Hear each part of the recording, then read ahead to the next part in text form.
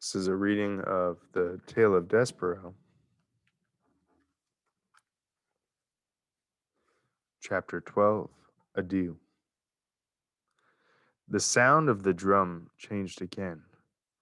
The final tat disappeared and it became nothing but boom, boom, boom, boom, boom, boom, boom. Lester used only his tail, bringing it down with great force and seriousness upon the drum. The threadmaster retreated. The room full of mice fell silent, expectant, waiting. And as Despereaux stood before them, with the red thread around his neck, and the 14 members of the Mouse Council perched high on bricks above him, two burly mice came forward. Black pieces of cloth covered their heads. There were slits for their eyes. "We," said the bigger of the two mice, "will escort you to the dungeon."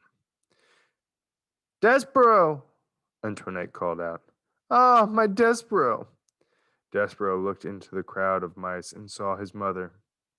She was easy to spot. In honor of her youngest mouse being sent to the dungeon, she had put on a tremendous amount of makeup. Each of the hooded mice put a paw on Despereaux's shoulder.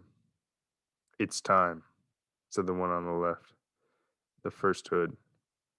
Antoinette pushed her way through the crowd. "He is my son," she said. "I want to have a last word with my son."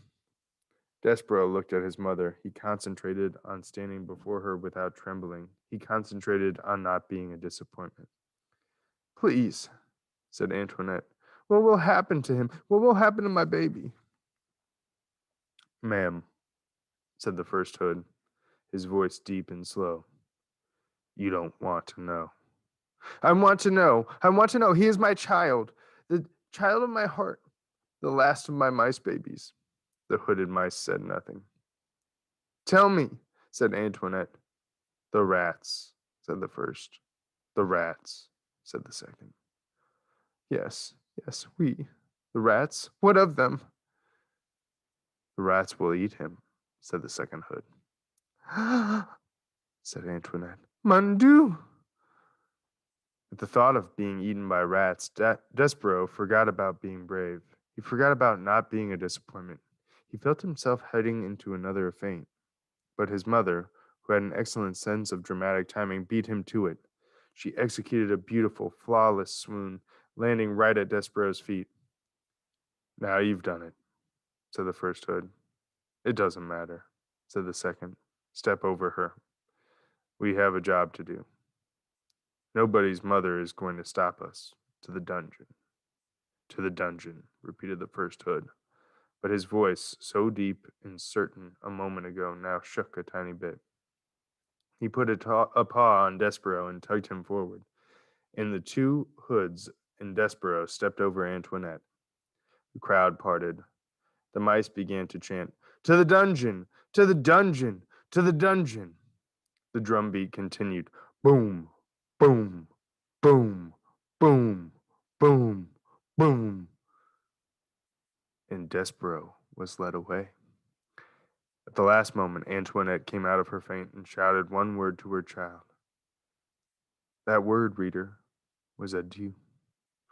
Do you know what the definition of adieu? Don't bother with your dictionary. I will tell you. Adieu is the French word for farewell.